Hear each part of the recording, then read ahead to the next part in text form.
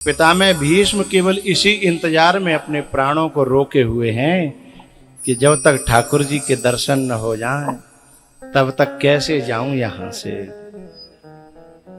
अंतिम समय पर मुझे ठाकुर जी के दर्शन हो जाए। मौत भी कई बार आई उनके पास। बोले बाबा बड़ो कष्ट हैरो होगा तुम्हें, चलो। हेरी मैया हो, जब शरीर में ज्यादा कष्ट हो तो माताएं क्या कहती हैं, हे भगवान अब तो ले ले।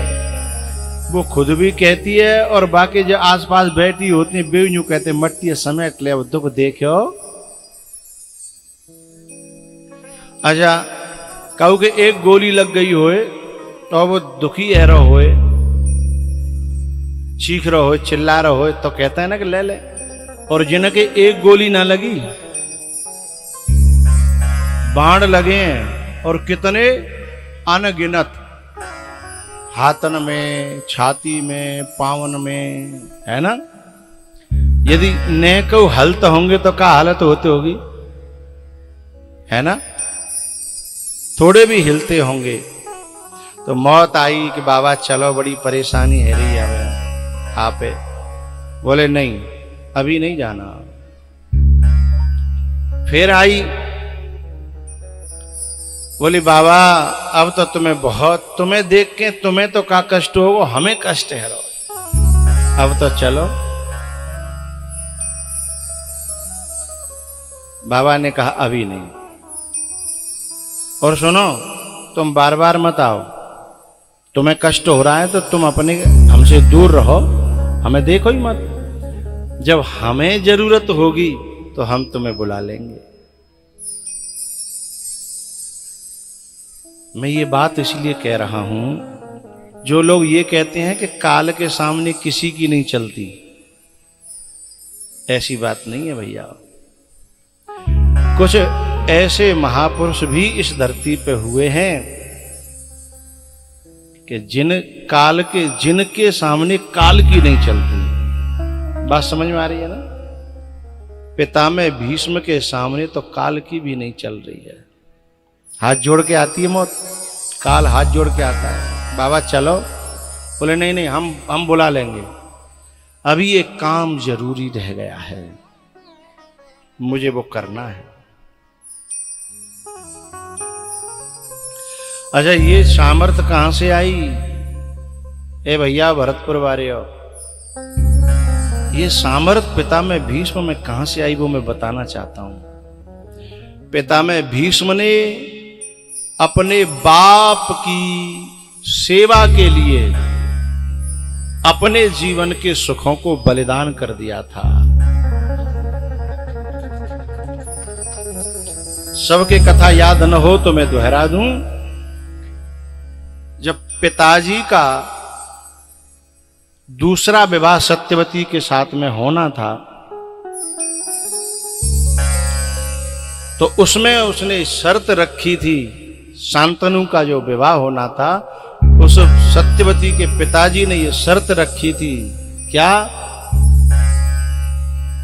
कि मेरे बेटी के जो बच्चे हैं वो राजगद्दी पर बैठे तो मैं ब्याह करूं, और नहीं ऐसी मारी मारी डोलेंगे, मैं ब्याह क्यों करूं। और तुम्हारा जो बड़ा बेटा है पितामह भीष्म, वो तो जो है बहुत यशस्वी है, तपस्वी है, गंगा का बेटा है, उसके सामने मेरी बेटी के बच्चों को कौन गिनेगा। ये बात जो है पितामह भीष्म को पता लगी कि मेरे पिता के सुख में मैं बाधा हूं, तो उन्होंने उसी समय भीष्म प्रतिज्ञा की कि मैं आजीवन गद्दी पर नहीं बैठूंगा, पहली प्रतिज्ञा। और दूसरी, यदि मेरे बेटे होंगे तो हो सकता है कोई हस्तक्षेप कर दें गद्दी में, इसलिए मैं आजीवन शादी ही नहीं करूंगा, अखंड ब्रह्मचारी रहूंगा।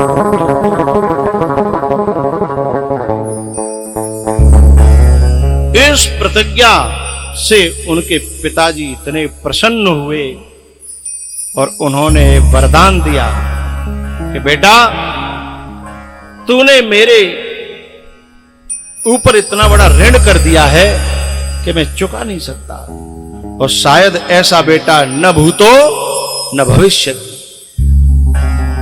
अपना सारा जीवन का सुख त्याग दिया तूने, राज गद्दी त्याग दी, गृहस्थ जीवन त्याग दिया। मैं बड़ा खुश हूं और मैं तुम्हें इच्छा मृत्यु का वरदान देता हूं। जब चाहोगे तो मरोगे और नहीं चाहोगे तो तुम्हें काल भी मार न सकेगा। ये वरदान कहां से आया? मां बाप की सेवा करने से। मैं उन बच्चों को कहना चाहता हूं, बच्चे लोग कहते हैं कि हमारे जीवन में महाराज ये बरकत नहीं हो रही, ये सफलता नहीं मिल रही, वो सफलता नहीं। अरे तुम्हारे घर में देवता बैठे हैं माँ बाप के रूप में, कभी पूजा? बरकत कहां से होगी? सुख कहां से आएगा? माँ बाप देवता के रूप में है और वो दुखी है तुमसे, और तुम चाहते हो कि हमारे जीवन में सुख आ जाए। सवाल ही पैदा नहीं होता साहब। और पितामह भीष्म को तो इच्छा, एक बात मैं आपको बताऊं, स्वर्ग का जो राजा इंद्र है ना, उसको भी इच्छा मृत्यु का वरदान नहीं है। एक बार रामायण में कहा हो कि जब राक्षस बहुत मर गए तो रावण ने सोचा एक काम किया जाए, ये जितने देवता हैं ना ये अमर हैं, ये मरेंगे नहीं, जिन्हें सेना में भेजो। बात समझ में आ रही है? ये मरेंगे नहीं, जिन्हें सेना में भेजो। अब सेना में ये भेज दे देवता, अब देवता रो मत जाए। किसी ने पूछा देवताओं से, तुम तो अमर हो रहे, तुम काय को रो रहे हो, तुम्हें काय को डर है? बोले मौत को डर ना, बोले तो बोले पिटी हुए को डर है। और बोले कम से कम मनुष्यों को, बंदरों को, भालुओं को, राक्षसों को ये कम से कम सुविधा तो प्राप्त है कि ज्यादा पिटो तो मर जाओ, लेकिन हम तो मरी ना सके तो पिटेंगे ही पिटेंगे। सोचिएगा, इनके लिए वो वरदान प्राप्त नहीं था जो पिता में भीष्म को प्राप्त है। किसके कारण? माता पिता की, बोलो बोलो, सेवा के कारण। जो व्यक्ति अपने माँ बाप का भक्त बनता है, माँ बाप की सेवा करता है, लक्ष्मी उसके चरणों में लुटपुट होती है। सफलताएं उसके चरण चूमती हैं। उसे फैल कौन कर सकता है? जो बेटा सुबह जग करके धरती माता के पांव छुए, फिर अपनी माता के पांव छुए, फिर अपने पिता और बाबा दादा इन सब के पांव छुए, इनके आशीर्वाद को लेके माथे पे जो चलेगा, अरे मृत्यु उसका बाल बांका नहीं कर सकती है। काल भी पहले आज्ञा लेगा। अच्छा, आप ये कहोगे कि भाई माँ बाप में खुद में तो शक्ति ना है तो वो हमें का आशीर्वाद देंगे। मेरी बड़ी प्यारी बात कहना चाहता हूं। एक छोटा सा सिपाही, और आपने कोई रूल उल्लंघन करो, एक छोटा सा सिपाही आपको रोक देता है। आपसे वो ताकत में कम है, हाइट पर्सनालिटी में कम है, आपसे पैसा में कम है, लेकिन फिर भी आपको रोक देता है वो, क्योंकि वो ताकत सिपाही की नहीं है। बताओ, हाँ, पावर वहां से मिली हुई है, कानून की ताकत उसके पास है। ऐसे ही हर पिता को, हर माँ को उस परमात्मा के संविधान की ताकत है कि वो आशीर्वाद दे सकते हैं। उसने बनाया है कि जो माँ बाप की सेवा करेगा वो फलेगा, फूलेगा, लक्ष्मी उसके चरणों की दासी बनेगी, सफलताएं उसके पांव चूमेंगी। लेकिन कोई ले ना जाने तब तो हम लोग तो ये देखते हैं, हमारा बाप जा लायक ही ना महाराज जी, हम करें का है? कब उस सिपाही जा लायक है तो चौराहे पे है? लेकिन उसकी पावर है, उसे परमात्मा से पावर मिली है? माँ बाप को परमात्मा से पावर मिली है भैया, है ना? तो जिन्होंने ये आशीर्वाद लिए हैं वो पिता में भीष्म की तरह काल को भी ललकार सकते हैं। और ये बात जो राम जी ने रामायण में कही है, जब परशुराम जी महाराज ने कहा कि क्यों रे तुम हो कौन जो मेरे से जवान लड़ा रहे हो, जिन्ने को सो लक्ष्मण, और बोले सामरो सो, बोले तुम जैसे तो मैंने जाने कितनी 21 वेर हैं काट काट के फेंक दे, तुम 2 बालक मेरे सामने। तब राम जी ने कहा बाबा एक बार कालहु सन लरही, एक बार। हमें अपने माता पिता का आशीर्वाद प्राप्त है, एक बार के लिए काल भी आ जाएगा ना, हमसे जीत नहीं सकता, क्योंकि राम जी पिता के भक्त हैं, राम जी मां के भक्त हैं, तो जो माता पिता का भक्त है वही ये चैलेंज कर सकता है कि एक बार कालहु सन लरही, एक बार कालहु सन।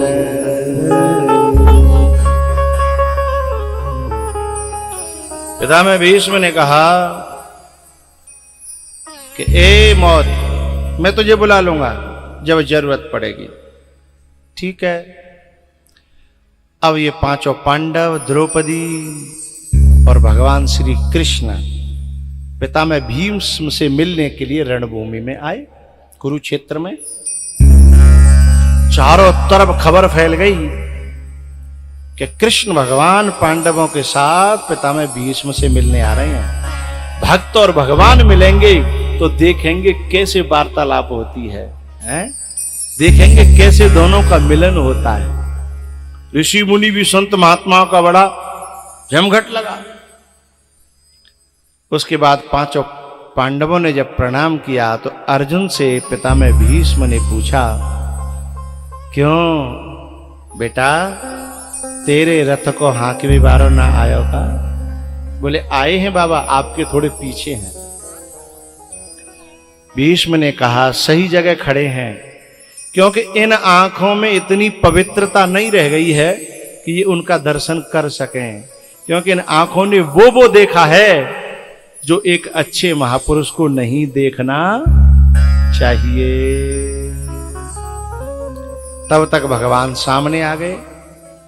बोले बाबा ऐसी बात नहीं है, आप जैसा महात्मा, आप जैसा साधु, आप जैसा व्रतधारी, आप जैसा सत्यवादी इस धरती पर कभी कभी कोई पैदा होता है, इसलिए मैं आपके दर्शन करने आया हूं। पितामह भीष्म की आंखें भर आई कि आपने मेरे को दर्शन दे करके कृतार्थ कर दिया गोविंद। मेरे तो हाथ भी नहीं उठा सकता आपको प्रणाम करने के लिए, मेरा मन से प्रणाम स्वीकार करो।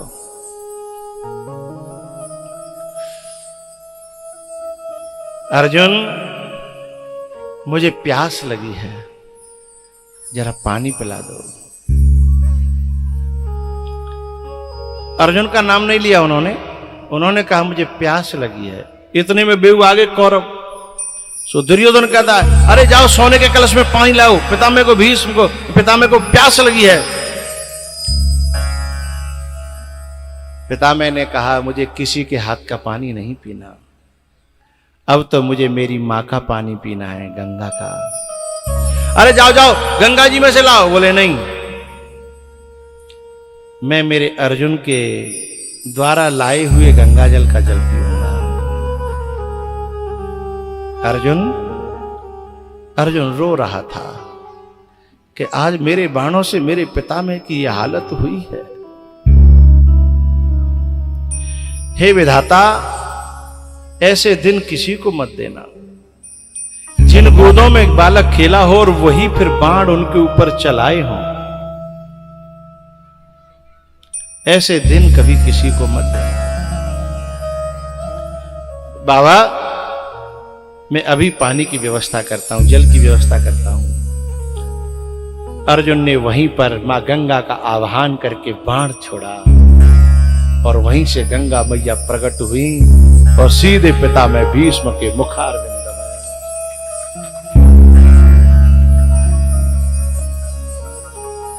नाम पड़ा बाण गंगा, नाम पड़ा बाण गंगा। भैयाओ,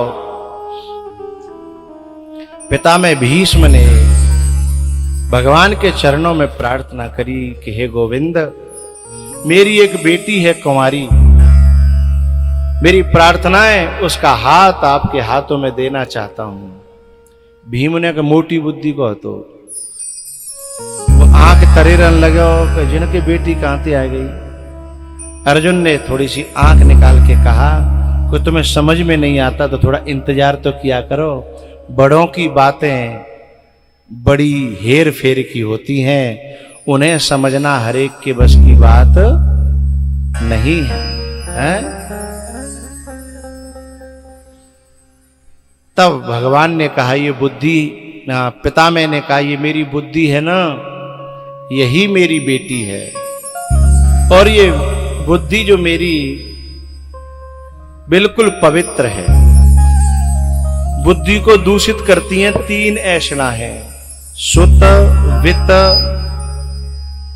लोक ईशना तीनी, केह कर मत इन कृतन मलिनी।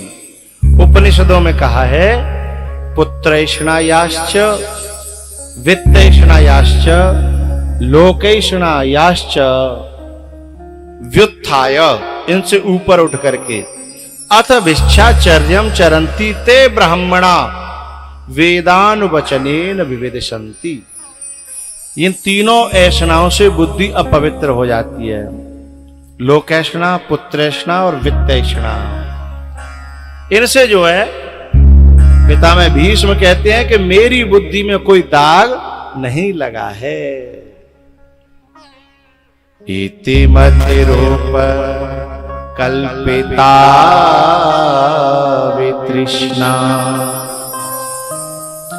भगवति शाश्वत पुंगवे विभूनि स्वसुखमुपगते क्वचिद् विहर्तुं स्वसुखमुपगते क्वचिद् विहर्तुं प्रकृतिमुपेयुषि यद्भव प्रवाह।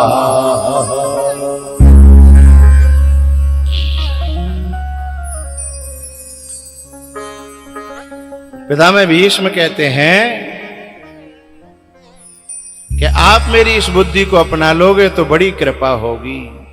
मेरी बुद्धि है वितृष्णा, यानी तृष्णा से रहित। विगता तृष्णा यस्मात् सा वितृष्णा, जिससे तृष्णा निकल गई है। ऐसी बुद्धि आपके चरणों में मैं समर्पित करता हूं। उसके बाद भैयाओ,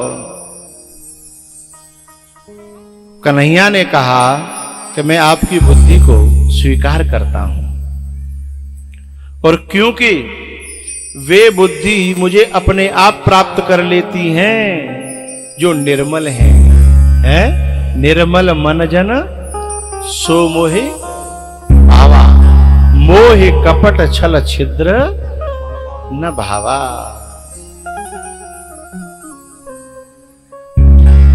होए बुद्धि जो परम सयानी, तिन तन चितवन अनहित जानी। रिद्धि सिद्धि बहु प्रेरहे आई, बुद्धि लोभ दिखावहि भाई। पर बुद्धि हो परम सयानी तिन्ह तन चितवन अनहित जानी।